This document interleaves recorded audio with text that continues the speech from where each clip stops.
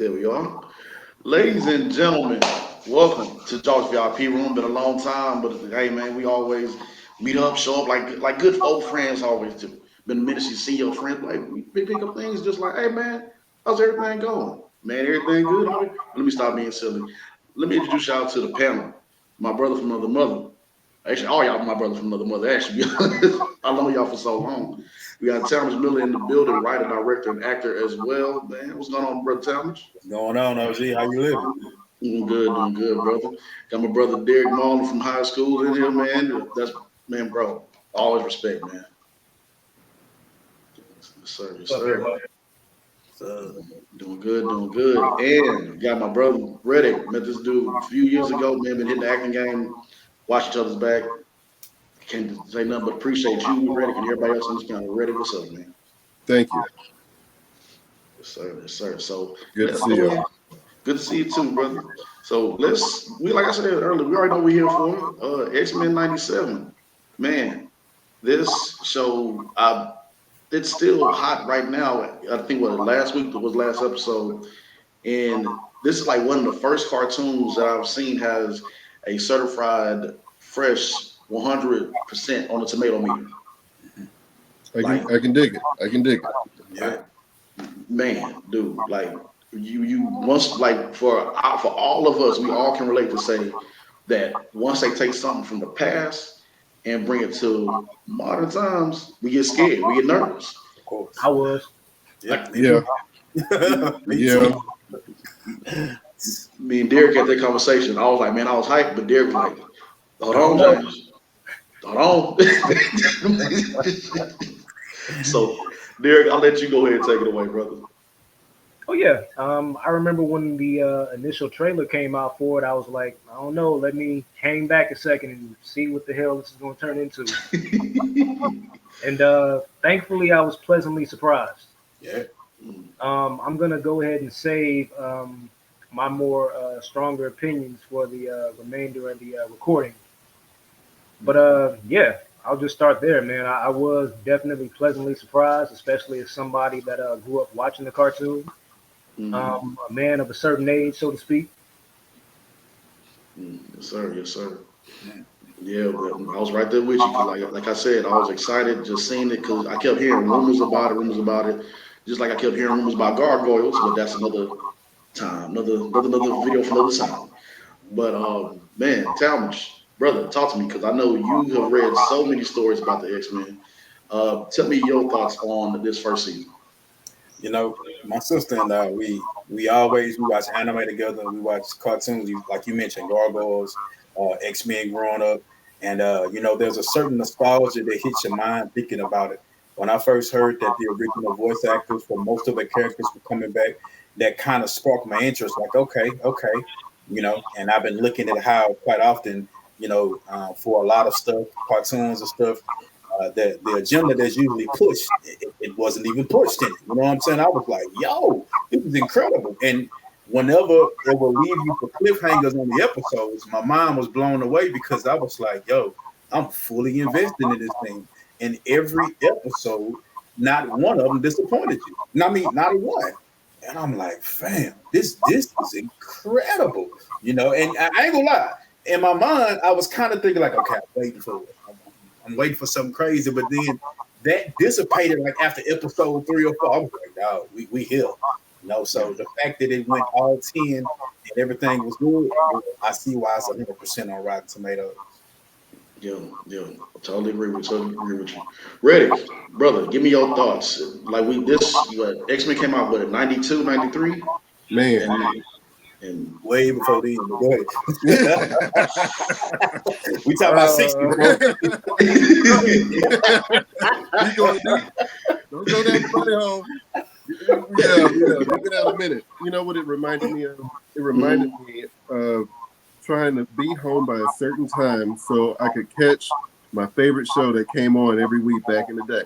We Mhm. didn't have the DVR and pull it up, and it's the same feeling because that says a lot about the show. When you look forward to it, where you're like, "Dang, it's only this day. I got 3 more days to wait." But a huge part of it you tapped on already. being able to bring those original voice actors back. Yeah. You know, we've all experienced a cartoon character getting a new voice, and it was like, huh? You know, it just didn't hit the same. But got to give credit to the writing. Got to give credit to the fact that they really didn't go far out. The animation was on point. It kind of felt like it's a reboot, but it's so close to what we grew up on.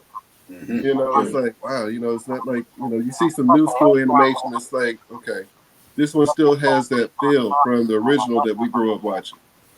Yeah. So it was, I look forward to it. I want to see the next season. Mhm. I need my boy Gambit to come back, though. Yeah, I bro. mean, Had me in my feelings, dog. I mean, I'm sure y'all saw the post-credit scene at the very end. I mean, he's clearly coming back. Yeah, he's coming back. He's They coming were back. very heavy-handed with, you know, delivering that message, by the way. Yeah. okay. Love They that weren't part right exactly there. subtle. Look, Yeah, but yeah, he I went love out how like a they, G. He went out like a G. Yeah, I'll say that. save the day. Yeah. man, He did what Magneto couldn't do. No. man. Come on now. And yeah, I ain't gonna lie. Like when I think Talmadge, I think I hit you up right after the episode. I was like, bro. And I was like, man, that was the first time, like one of the first times looking at a cartoon as a grown man, and I'm like yelling at this TV. Mm. And because like I would wake up early in the morning to catch it before go to work or whatever. And I'm like, nah, come on, man, nah, not gambling, not gambling, not get. The boy said, remember, the boy hit that kinetic energy, and that was a wrap. I was like, boy, that hurt my soul. I'm gonna tell you what made it hurt the most. What made it hurt the most is when the screen went black, and when it came back, you saw Rogue not even afraid to touch that man, right? Skin on skin. And what she said at the end, I can't, bro. You know what I'm saying? Like, I can't think. I'm like, no, fam. What you got, Derek? Y'all talking about what hurt y'all soul, dog. James, I think you saw what I posted about this a while ago. What hurt my soul was everything that transpired before that Sentinel came through wrecking shit. Yeah. Do you recall what Gambit had to experience right before Yes. he saved everybody? Yeah. That hurt. Just the nastiness of what Rogue and Magneto's asses was fucking doing, dog. That hurt my that hurt right there. That hurt. We all been right there with that one that you have a crush on, or yeah, man. And then to add insult to injury, they had the nastiest 90s band of all time playing in the background. You know who the fuck that was? what piece was that Ace of anyway? Base. Say it again. Ace of Base. Yeah. Oh, Magneto and Rogue were literally dry humping in front of everybody. oh man. Yeah. Ace of Base. Yeah, Skin it to was skin. man. Yeah, man. It was. And Gambit was all of us when he said, "Man, I ain't got to watch this." You want it, you can have it. Yeah. Let me grab this bottle of Douce. I'm gonna go ahead and Douce out. Now. But you know what? Honestly, though, that's excellent writing. And I say Yeah. this because they pointed to something. You know, anybody that's familiar with the X-Men understand the relationship between Rogue and Gambit. And Yeah. though they have this great love for one another, they're still limited. Now, this man, Magneto, can give her the one thing that she wants, that touch. And so the end goal for this particular portion is the death of Gambit. But then making us feel the way we feel, they start strings along the way. You know what I'm saying? And just built them to it and bang. That's why I'm just like, yo, the writing was The hits kept coming. It's like, damn. right. It kept I'm them. barely over this, and now this is happening. It As a matter kept of them. fact, Mr. Miller, I'm glad you brought up the writing because I did admire it as well, but there were times when I felt it was just a little bit over the top, campy and melodramatic. And once I did my homework on who was writing this shit, then it all made sense. Yeah. Because throughout the entire duration of the show, I had one reoccurring thought, and that was, I guarantee you, a nigga with his nipples pierced wrote this shit. And then I saw Bo DeMaio, and it all fucking made sense. Tell me why we have not seen one picture of this nigga with his shirt on, bro. I see Every couple. time they show this dude, Yeah, what was they? I think what was they talking about? The rumor is that they say that they let him go because he was hard to deal with behind the scenes and his what I think they said his OnlyFans or whatever. I Bro, I don't know the whole story. It's gonna come out to light sooner or later. But yeah, he is who he is. He does what he does. yeah, I was like, a very talented sexual deviant must have wrote this. All praise due. Great writing. But some things I was just like, hey man, but yeah, man. Like, he also wrote season two. I don't know who else is going to be writing season three. Season two is already done. I think it's in pre-production. I don't know who's going to be ahead of season three. I think they're trying to figure that out right now.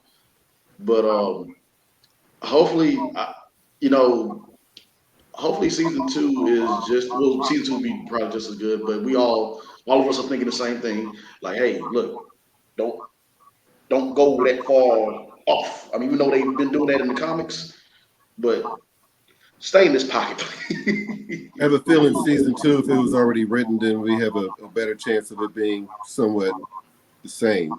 Yeah. It definitely pulled us in the way that they left it. You know, I can only imagine how many episodes it's going to take for everybody to get reunited. It's like the Avengers almost. People got to go to different times and go back and go forward and go future, go past, and so now we have these stories within the story. Yeah. So it's interesting though. You know, once in a while you look in the background, you're like, wait, was that Silver Surfer? Was that Iron Man? Is that? It's like they're letting you know. I have a feeling there's going to be a lot more coming into it. Yeah. You know, because things in the present time on Earth still had to be held down. Mm-hmm. Yeah. I think that's so incredible, you know, as you were speaking about some of the things that were happening towards the end.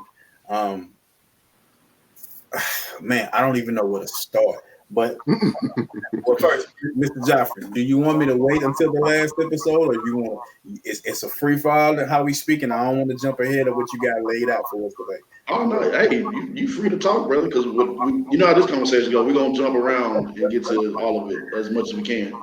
So, what tripped me out about the very closure of the last episode is seeing two things that I was kind of interested about and wondering how it would play out. When Bishop went to the future and lost Cable, you know, I remember and what happened in the X-Men is how Jean Grey and you know, Cyclops, they actually raised Cable in the future and then ended up coming back to the past and had an interaction with Nick Fury and on a certain island. Like, that's cool to me. So now I want to see which direction that it goes. And then seeing in Sabanur, you know, how Apocalypse was the first mutant there was. And I know his story because I bought the limited series about the beginning, the rise of Apocalypse. Yeah. And man, to see now, you know, in the comic book, that was absolutely, the X-Men had nothing to do with them at all. The only people who had something to do with them was the Fantastic Four and Kang the Conqueror. You know, what's so amazing is you saw that dome. It was a futuristic dome that they saw when they looked over that hill, you know, when they were looking at Egypt. The reason it's like that is because Kang the Conqueror went to the end of time already. He got the best type of weaponry and armor, and he came back to the beginning when Apocalypse was born. He did not know exactly where he would be, exactly what he would look like, but he knew that he was born in this place around this time, and he wanted to actually capture and get him before he became the person that he is today, right? To look at that, the Fantastic Four found out Kang the Conqueror's plans and came to stop him. But part of the reason why Apocalypse has the tech that he has and the armor that he has is because Kang eventually gets defeated by the Fantastic Four, leave, and when he leaves all of his stuff behind. And guess who finds it? Apocalypse.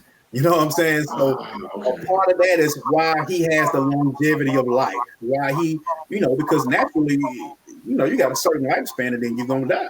But not Apocalypse. And he's repeated that process with Mr. Sinister. You know, Mr. Sinister was around like in the 14 or so around. Think All right the about that too.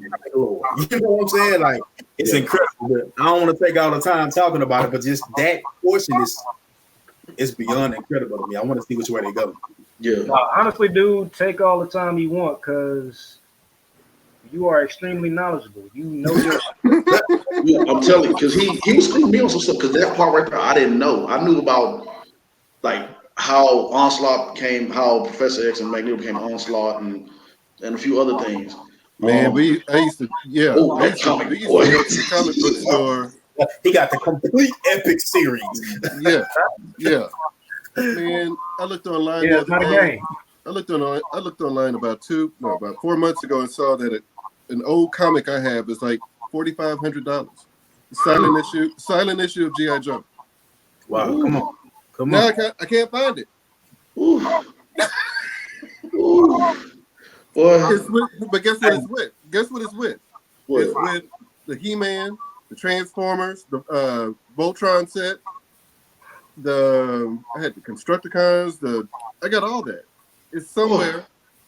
Yeah, it's in a big, big, big tub. I just can't find it. Wow. See, you and my dad my dad got a lot of comic collection too. He had that Fatal Attraction one too. One where he get his adamantium ripped Yeah. out. Dude, I'm talking about collector. If we would have known just how valuable this stuff is, man. Oh my gosh. Dude. Yeah, I'm making a special trip to my parents' house to see if I can find it. It's probably in the attic. Find it, brother. They used to have a magazine that came out called Wizard Magazine. And Wizard Magazine back in the day used to tell you how much your comics, your toys, your cards were worth. I can't remember. It didn't come out every month, but it came out like quarterly, if I'm not mistaken. And it was an amazing thing to have. But now they have like an app on your phone because I visit comic shops ever so often. And they'll tell you how much a comic is worth that you have. But most of the time, you need to have it unsealed. And you need to have it sealed. And you can actually mail your comic book in to a certain location, and they'll stamp it and approve it that this is it, this is legit, everything on it is right, and then that will up the value on your comic book. Okay. Let me get Thank back you to for the game. collect comics like I used to, man. Dude. And now I feel bad because all the comics I collected and had over the years, like I've actually read, like they got shit all over them. No, like man. they look like they've been read. I had those little plastic sleeves. Every time I got done, it went right back in there. I put it, I used to put them, but now I can't find mine anymore. I'm like, dang, you got to go. I look for those limited sets like this. Like this is Bishop's series. He has a 4-part series about his life before he came back in the past with the X-Men. And it's pretty dope, man. I try to keep stuff like this sealed up. Yeah. Yeah. You don't eat Frenchies before you read it? Not at all.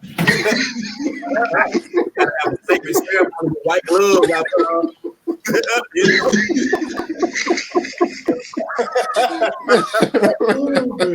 So my favorite series, though, regardless of everything that I've seen, hands down to this day, Joffy, we talked about this last time we did the podcast, is the Age of Apocalypse. The complete alternate version of how life is for the X-Men if Xavier got killed before he was able to even begin his school.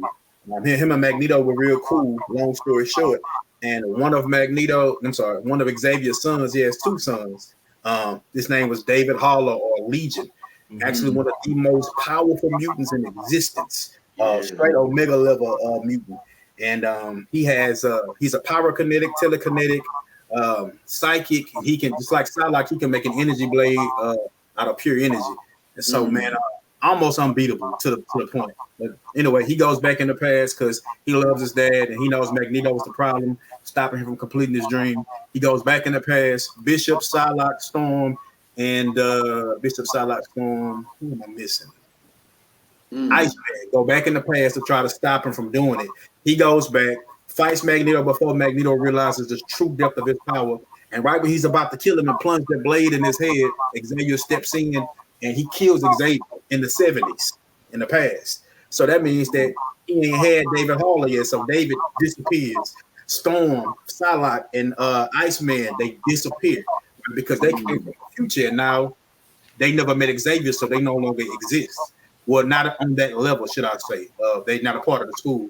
And the only person who's left and witnessed what happened, besides Magneto, is Bishop, because he's already displaced in time anyway. Yeah. And Magneto starts the X-Men. And they fight against Apocalypse. Apocalypse almost wipes out 85% of the human population. He puts war on the human population, and the last stronghold on Earth that he hadn't conquered was in Europe. And they were trying to make a plan to stop Apocalypse, but there was nothing that could be done. Like the X-Men were the only answer. And that time, Cyclops is actually a son, an adopted son of Mr. Sinister. Literally has 1 hour long hair. Wolverine is on his Weapon X, and his girlfriend is Jean Grey, or should I say the Phoenix. Like, it's incredible, man. You guys should definitely watch that. But I've seen portions of character designs and things that nature from the Age of Apocalypse in this series. Matter of fact, maybe you can answer something for me definitively, since you know your shit. I'm serious. Is Bishop Aboriginal Australian or not? We don't know. They've never said anything pertaining to it. So no, yes, they have. That's the thing. It's just they, for some reason, like they can't make up their mind whether they want that to be official canon or not.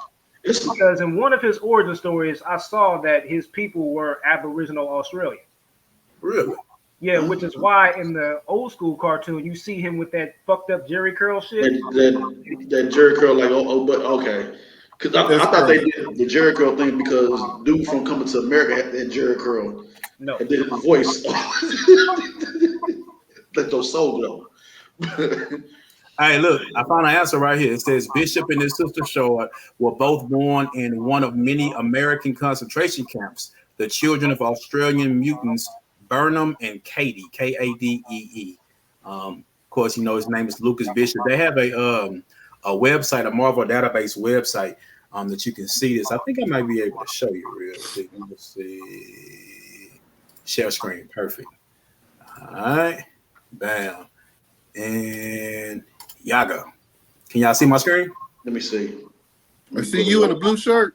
Hold on.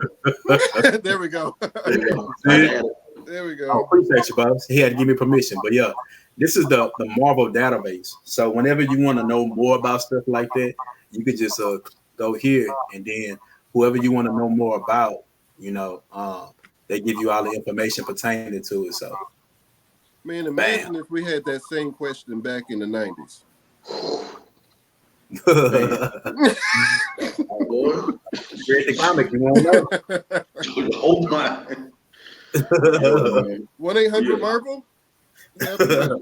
Man, I'm telling you. That's amazing. Let's get back to this conversation. So, we know, like, the 92, when the first came out, like the animation and everything, we like almost like blown away from it. But now they take it like over time. This animation is just. So I think me and Derek, I think we talked about this before too, about Cyclops. Yeah, that's my dude. They finally let Cyclops be Cyclops. On the first episode, this dude came in handling business. I said, you know what? I'll turn, like, you know, when you turn TV on and you like paying attention, but you're not paying attention. I was up there fixing breakfast, and I looked. Cyclops came through. I said, okay, hit that visor, hit that optic glass. He started sliding across the room. I said, wait a minute, hold on. Yeah. Hold on. Yes. I said, yeah, they took the kid gloves off of him, like especially that last episode too, when it was like every part of this rain you're gonna catch, you know. And you're right. Back in the 90s, he was more the Boy Scout. And matter of fact, as a child back then, do you know how much hell I caught on the playground? We were having X-Men discussions, and I said that Cyclops was my favorite member. You know how many times I had to defend this dude over his conversation? You know how vindicated I felt when they did that? I was like, yes. Finally. Scott Summers is not to be fucked with. Like, there's a reason he was chosen to be the leader of the team. And he can break dance. Who knew? Man. Also, he's clearly a good dude all around because telepaths can't stop fucking with him. Yeah, you would love telepath. Yeah, Frost. And they can literally read your mind. So that should tell you he's a stand-up dude. Yeah, you're right about that. That is true. And with that being said, it makes me when I saw that gave me hope watching the series because I was like, they never from the movies because the movies tied into the cartoons. They wanted to match what we saw for Wolverine to be that guy. Much as I love Wolverine, I was like, nah. I said if I was to write X-Men, I'll put Wolverine in the background and let everybody else shine first, then bring Wolverine in. And when I saw that, I was like, okay, yeah. And then they start showing the power of everybody, how powerful everybody else is. When Cyclops said, "Storm, give them the forecast," I said, "We got a show." So, Yeah, the one liners were definitely on point. oh man, the Milky Way get them.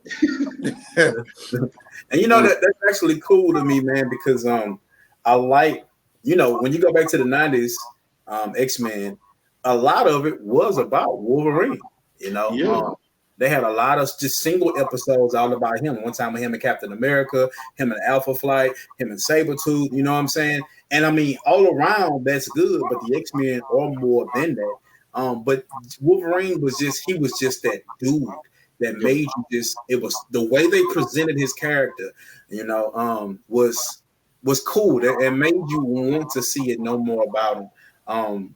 But the fact that he didn't shine that much this series as he did the last one is actually a good thing as well because you got to see more of everyone else.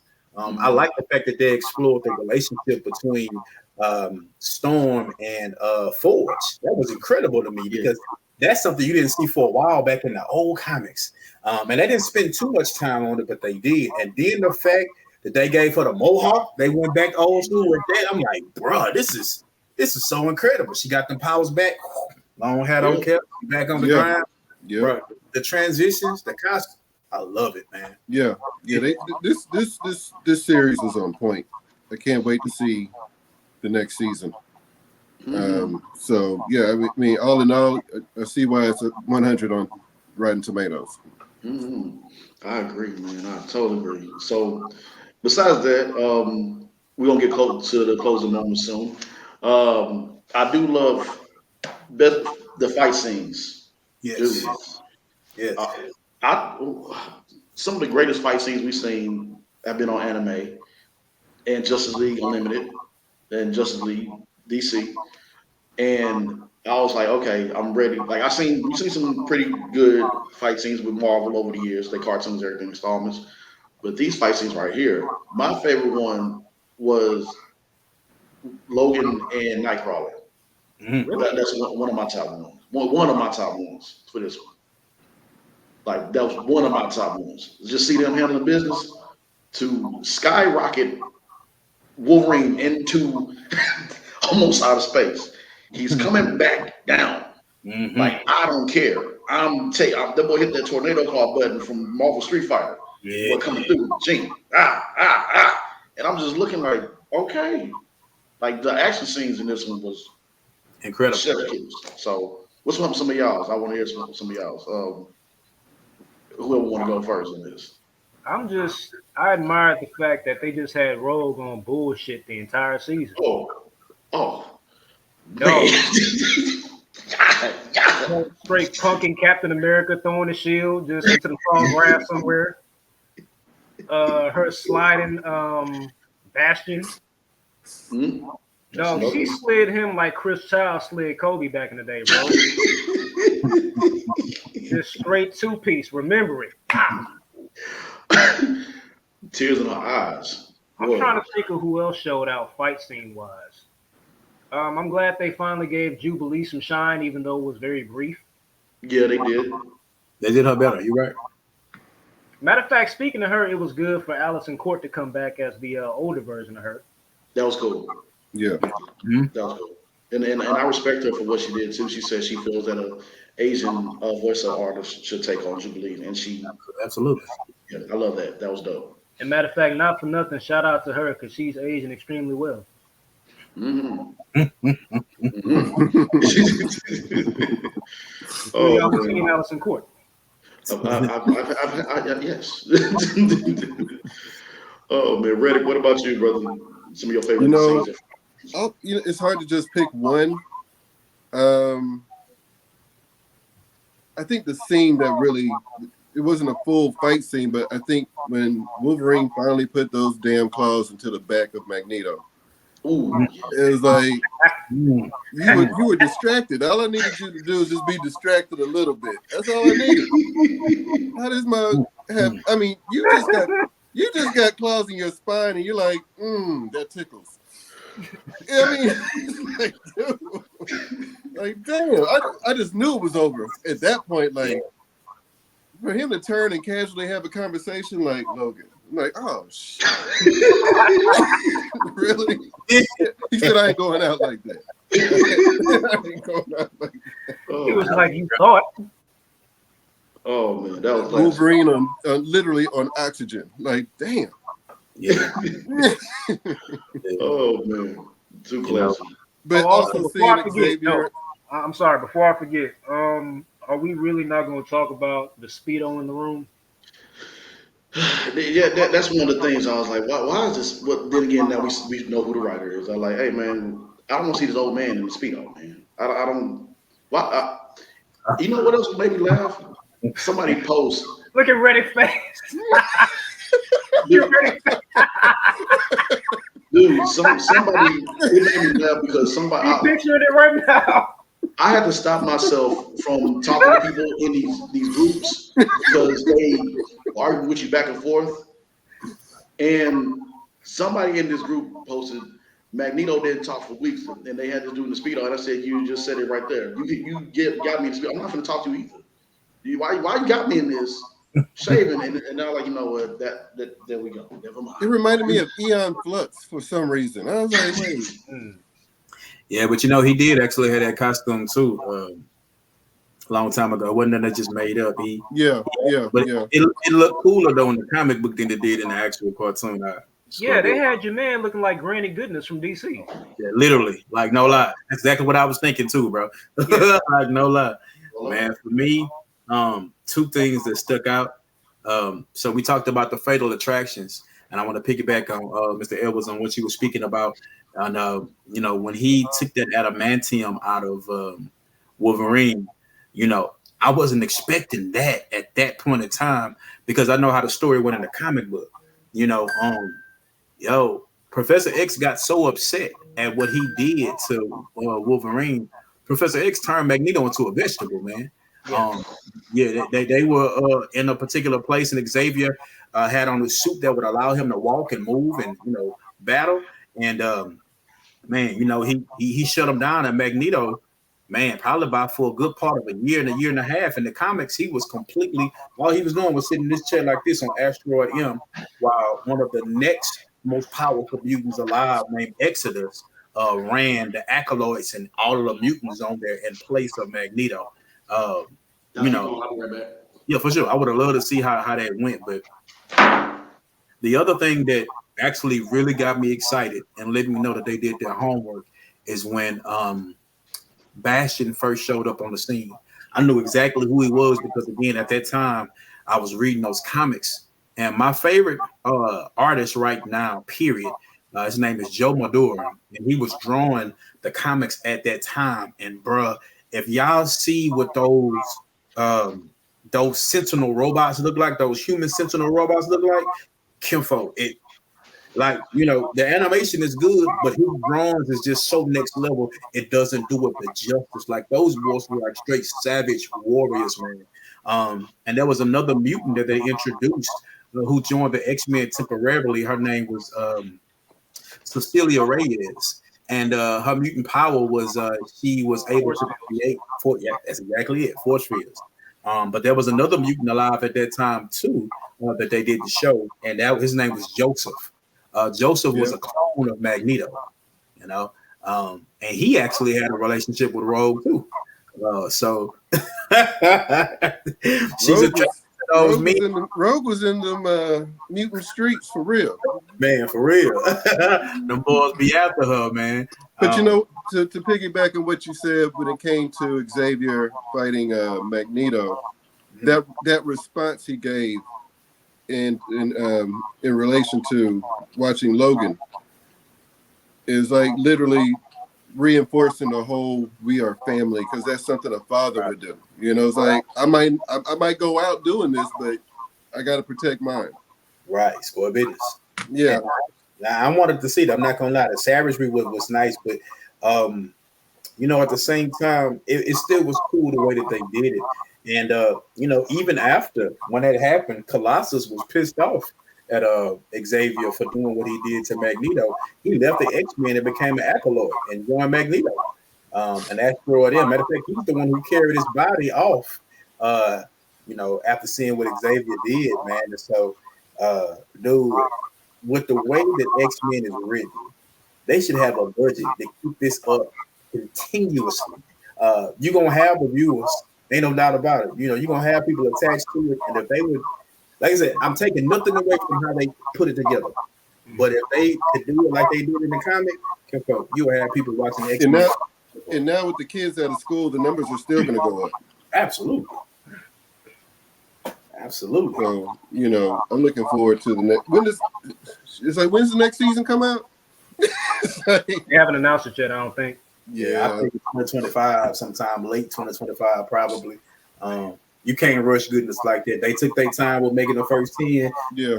So we don't lose no quality. Man, take y'all time. We're going to be here, bro. Yeah. As a matter of fact, do you think there really should be more than one other season? Because I think after the next one, if they wrap it up very nicely, they shouldn't have to do anymore. I say yeah, because I want to see more stuff play out. Like from the old X-Men, the episodes that I actually enjoyed more than anything else were the ones that dealt with time travel with Bishop and with Cable.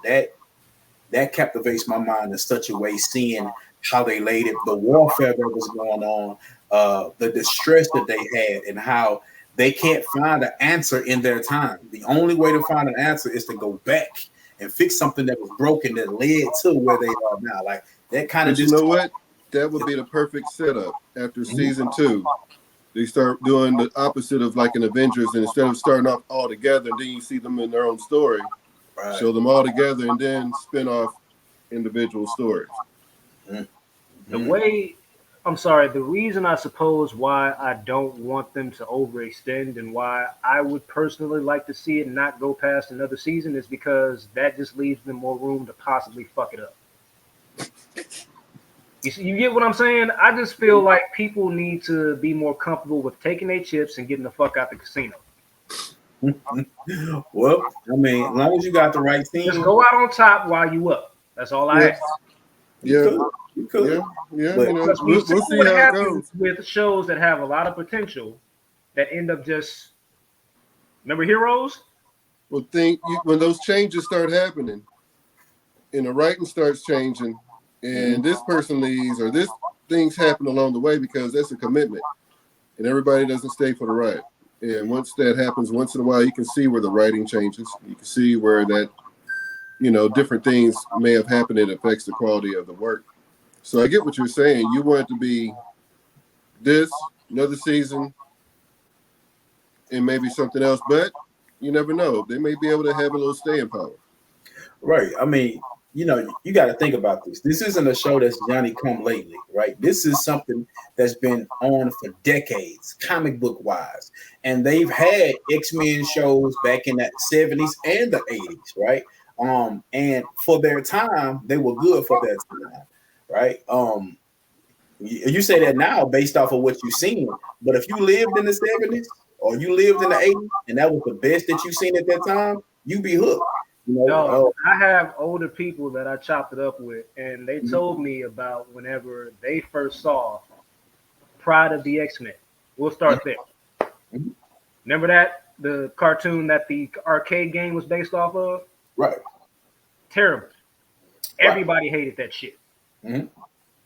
Also, prior to that, I forget the exact titles, but nobody was really fucking with any live action or cartoon iteration of X-Men. You sure? Positive. People were happy to see it to a certain extent, but nobody was really championing that shit. I see it like this. As long as the team continues to do what they doing and they take their time with it, I'm one of the people who will vote to see it continue. You know what I'm saying? Like, I know that we've seen in the past that there are a lot of people who have won seasons or after a certain amount of time, it falls off. Of course, that's understood. But if you got the right people who gonna do right by it, as long as they do right by it, I want to see it. And I agree. It's just I don't ever want to see shit like Wolverine with an Australian accent ever again. Right. And that's definitely old school. You sure right. I'm with you on that. But again, that's what they had at that time. They could have been better, but you know what's interesting that I've only seen one episode. There is an X-Men anime, and the artwork is top notch, next level, everything. But it's a little slow, compared to how ours is here. It's a very, very serious type of anime, but you'd be drawn into it. What you were saying earlier about seeing Wolverine get those claws, and actually, he does it in that. The episode that I saw him and Cyclops on a particular mission, I need to check it out to see what it's like in its entirety. I think it might be something pretty cool. All right. Yeah. So our host is up and abandoned us, huh? Hey, apparently he has something really important he's intending to. Yeah. Looks like he's in the office. It's all good. Good. Yeah. So what side of town are you guys on? I'm in the medical center. Okay. Baytown. Baytown? Yes, sir. Third ward. So we're not too far. We you're down the street. You're down the road. Yeah, matter of fact, I don't suppose either of you dudes are hoopers. Hey, my bad, y'all. Yeah. Mr. Miller, is that a yes or a no? Course. Absolutely. What happened? Raised on it. Yeah. Shit, I did a commercial with Charles Barkley. What happened? Matter of fact, since you were third ward, I'm actually at Peggy Park quite a bit hooping. Okay. You ever go down to Fundy? Ever go down to what? Fundy. No. I used to go there when I was a kid though for the pro-am games. Yeah, that's where I was. Yeah. Yeah. Yeah, I met Sam Cassell when I was a kid. He was mean as shit. Oh, Sam Cassell. Yeah, I drank with him. I drank with him and a few others. Come on. Man. Although it was kind of my fault because, I chose to ask him for an autograph and he was sitting on the bench, like, sweating his ass off. Probably wasn't the best time to do that. Yeah. He basically told me, in certain terms, get the fuck out of here. That East Coast came out of them, didn't it? That East Coast came out of them, huh? Yeah, that Baltimore, yeah. Yeah. I'm trying to remember, man. Who was I met? I think it was the old Rockets. Luis Scola, Patrick Patterson, and Chase Budinger. It was a club we went to one time, and I'm, feeling a bit too good. I walked up to them, and I forget how tall they were, because I'm standing on this ledge, and I'm like looking at them face to face, but then they were able to get on the ledge, and I was like, oh man. And that's when I asked Luis Scola about Derek Fisher coming to the Rockets that time. Forgetting that Luis Scola and Derek Fisher got into it a season or two prior. And Luis Scola said some things. I said, hey, I'm gonna go back this way, man. I'm good. But man, my bad, y'all, for letting y'all hang out like that. You about to get into it with the Spaniard. Yeah, we chopping. Oh yeah, man. Appreciate y'all. It's a good part of the conversation, but it's all good. Oh yeah, it's on tape. It's on tape. Third ward, and you want to hoop though, man? Look me up. Okay. Oh man. Yeah. Y'all talking about yeah, man. My son just wrapped up his I-9 basketball. Last game was last Saturday, so now I got to take the kid gloves off him. Oh shit. Yeah, buddy. Gonna put him in a torture chamber, huh? Oh, Hurt Locker coming. I'm gonna have him doing everything. Pull those weeds. Cut that yard. Why are you dribble? Oh, man. Cold blooded. Gotta be like that. Gotta toughen them up though. It's got to be tough here. Yeah. The body's gonna come. I'm gonna have them swimming and everything, but it's got to be strong here. Daddy telling me to do what I need to do. Daddy. Say it again. I'm gonna find something else for you to do. Keep talking. We got floodlights. We got Rocket the raccoon out here coming out in about 30 minutes. Maybe he can help you. So yeah. Oh man.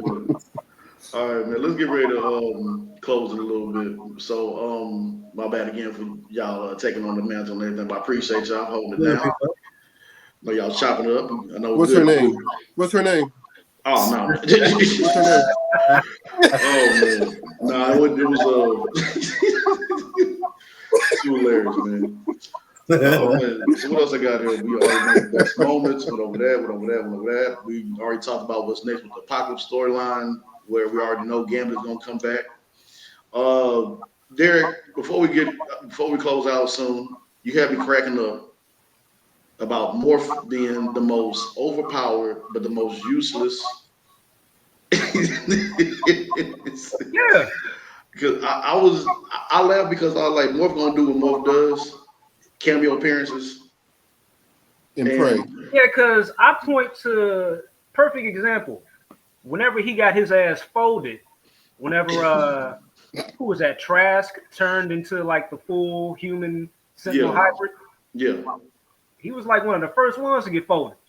Yeah, and he's supposed to turn into Quicksilver to deal with that. Yeah. Like just the decision making. Yeah, because I think for his powers, I think he can do anything that's physically what the other mutants can do. He don't really have their full powers, but yeah, but relative to his size and strength. Right. Even so, that would make him pretty goddamn formidable. Yeah, he can handle himself. Where theoretically he should be able to end the fight his goddamn self.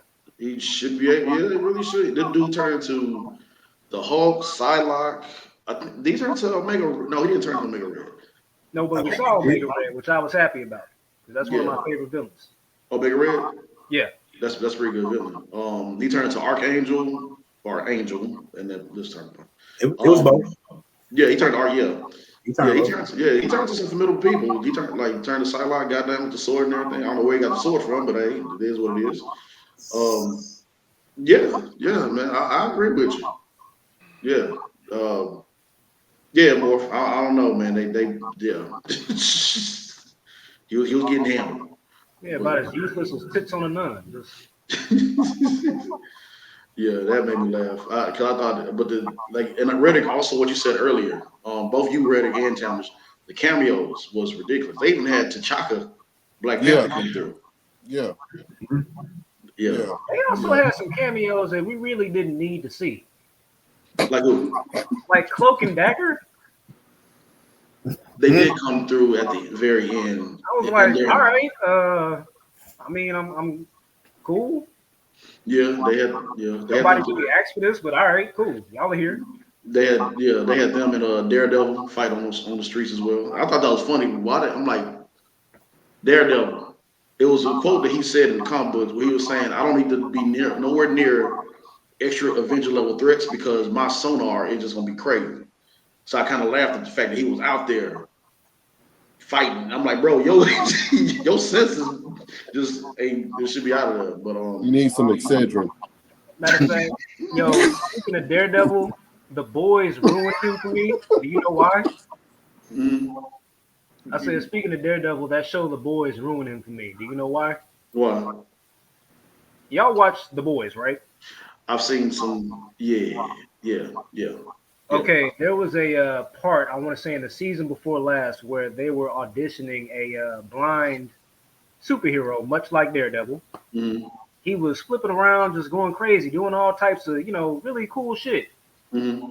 And then Homelander walks in. And he sees him doing all this, and, they're reading in the stats saying, oh, yeah, he scores this way, he does all this. And Homelander's like, but he's blind, right? And they were like, yes, but I mean, his hearing overcompensates for that. And he was like, oh, cool. And he just did one of those super claps. knocked out his eardrums, just totally immobilized that dude. Oh man, boy. So yeah, after seeing that, I was like, man, fuck Daredevil.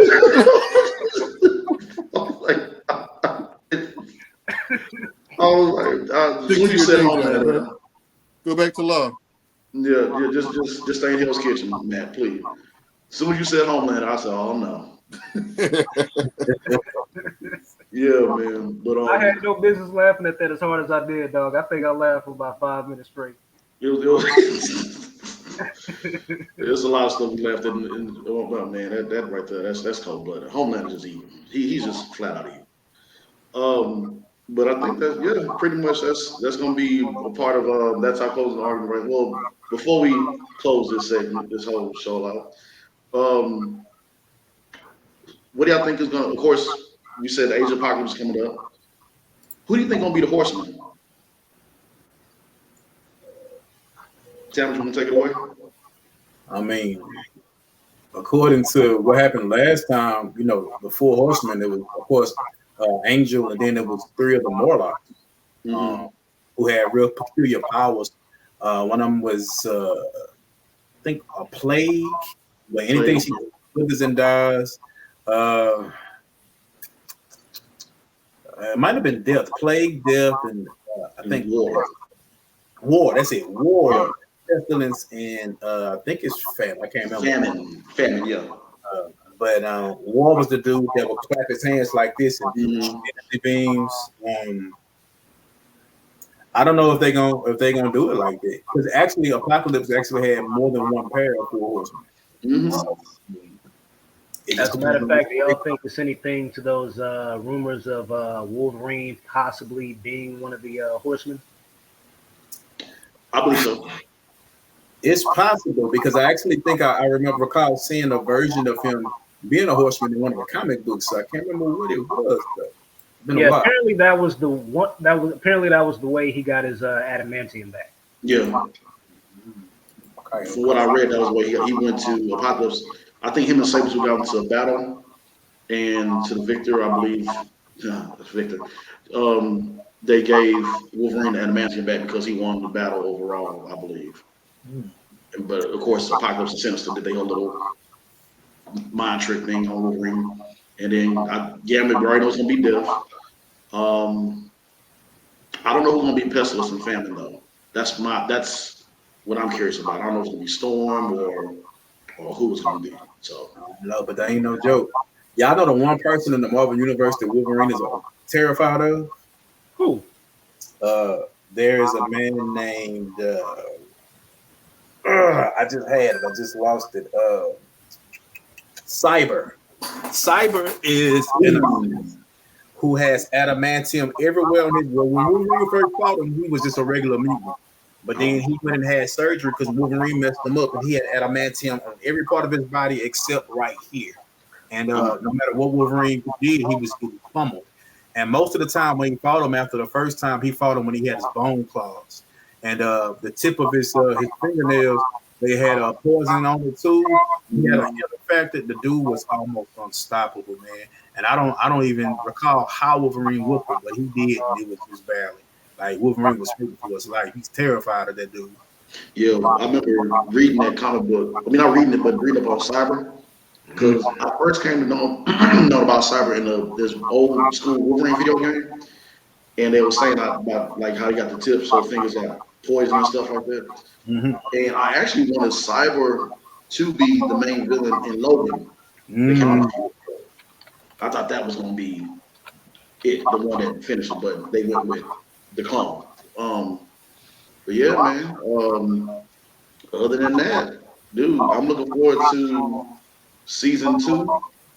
As far as the rumors for the MCU X-Men, they claiming rumor is that Ryan Coogler is supposed to be the director for X-Men, Yeah. and the writer of it is supposed to be the same. I forgot his name. He was the writer of Assassin's Creed and the Hunger Games, one of the Hunger Games that came out last year.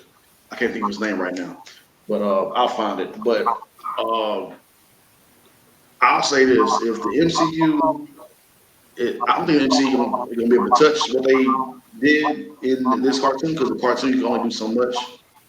But they better come with it because they this cartoon just made your expectations go for the X-Men when they come into you. Yeah, I was definitely pleasantly surprised. Yeah. Yeah. It was one of those situations where I was very happy that I was wrong about my initial assessment. Mm-hmm. Yeah. Yeah. So, yep. But we're gonna see what happens with it. But That's like what's I up. said, they better come. MCU, you better come with it because what I look at it the same way what Rick James said about Prince.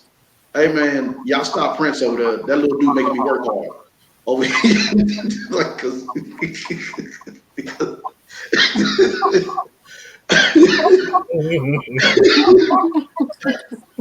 Matter of fact, before I forget, they need to give Spider-Man the same treatment. they rumors talking about that. Is that was good. That was a cool cameo appearance as well too. They confirmed that with that Spider-Man that was out in the mid-90s, that he found Mary Jane, and they want everybody's like shoot like just want that Spider-Man continuation. So we're gonna see. Definitely gonna see. But anybody got any closing arguments before we wrap up? Man, No, We I mean, held it down for usually you. at Peggy Park about twice a week. So yeah, Mr. Edwards, Mr. Nice Miller. to meet y'all. If you ever venture outside of Baytown and find yourself in Third Ward, look me up. Hey, I live in Third Ward. I'm here. Oh, okay. Okay. All right. for who? Let's What's do the it. name of the game? Speaking of that, did the Pacers or who won this game? I know it's on right now. Boston and Indiana. Boston, Boston about to take it. Who's leading right now? Well, it's 7:26 left. Pacers 87, Boston 107, 104. Woo. So We already know how it's going to end. It's just got to play out. yeah, yeah. But besides that, gentlemen, thank you again. Thank you for holding down while I'll take care of these little extra calls while I'm at work and everything. But appreciate y'all. Until next time, Thank So, you for having me. hey man, y'all be blessed, man. Nice talking to y'all. you as Nice well, meeting you, bro. man. Y'all take care. For sure. Likewise. Likewise. Peace. Later.